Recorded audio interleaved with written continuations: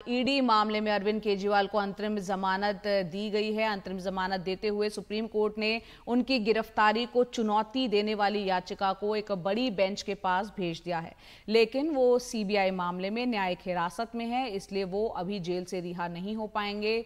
17 जुलाई को उस मामले पर सुनवाई होनी है। सुप्रीम कोर्ट ने कहा है कि अरविंद केजरीवाल 90 दिनों से ज्यादा समय तक जेल में रहे हैं।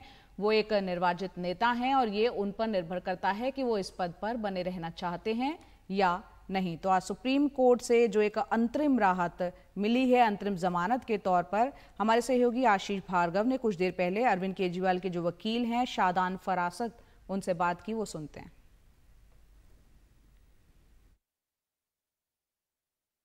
कितना बड़ा फैसला आप मानते हैं? पीएमएलए में अब ये बोल दिया गया है, सुप्रीम कोर्ट ने बोल दिया सिर्फ इंटेरोगेशन के आधार पर गिरफ्तारी नहीं हो सकती।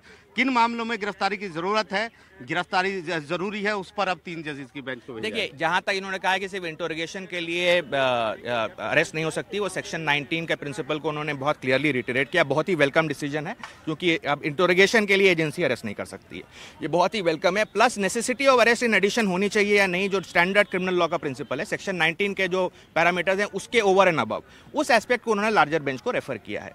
तो उस पर भी डिसीजन आ जाएगा तो फिर चीजें क्लियर हो जाएंगी। क्योंकि जो ईडी का एज ए एजेंसी जो यूज या मिसयूज आप जिस पर्सपेक्टिव से भी देखें, वो इसलिए हुआ है कि इसमें अरेस्ट के बाद बेल मिलना मुश्किल होता है, और इसीलिए अरेस्ट ही एक्ट के अंदर बहुत डिफिकल्ट है। तो उस एस्पेक्ट पे कुछ इंटरप्रिटेशन अभी लार्जर बेंच करेगी, वो बहुत एसेंशियल है। क्योंकि अगर अरेस्ट का मिसयूज बंद हो जाए तो एक ईडी एज ए एजेंसी जो लिबर्टी को हमेशा कॉम्प्रोमाइज कर रही है, वो प्रॉब्लम बहुत हद तक सॉल्व हो जाएगी। अंतरिम बेल भी दी है, ये भी कहा 90 दिन से ज्यादा जेल में है, और ये भी कह दिया है कि वो पद छोड़े या न छोड़े वो खुद डिसाइड करें। ये कितना बड़ा फैक्टर, क्योंकि हाईकोर्ट में भी इस तरह के मामले चल रहे हैं। देखिए, ऐसा है कि जहां तक पद छोड़ने की बात है, वो हमेशा एक, अगर सिर्फ एलिगेशन पे लॉ बहुत क्लियर है, अनलेस कन्विक्शन हो ऑफ अ सर्टेन सेंटेंस, उस पे आपका फिर जो पब्लिक रिप्रेजेंटेटिव होते हैं आप डिस्क्वालीफाई होते हैं। उसके शॉर्ट में जब तक एलिगेशन है, everybody is innocent unless proven guilty. अभी सिर्फ केस फाइल हुआ है, अभी पूरा ट्रायल चलना है, और अरविंद ने बहुत क्लियरली ये कह दिया है कि जहां तक उनके पर्सपेक्टिव से मामला है, ये बिल्कुल एक कंस्ट्रक्टेड केस है, ये फैब्रिकेटेड केस है, ये पॉलिटिकली टारगेटिंग का केस है।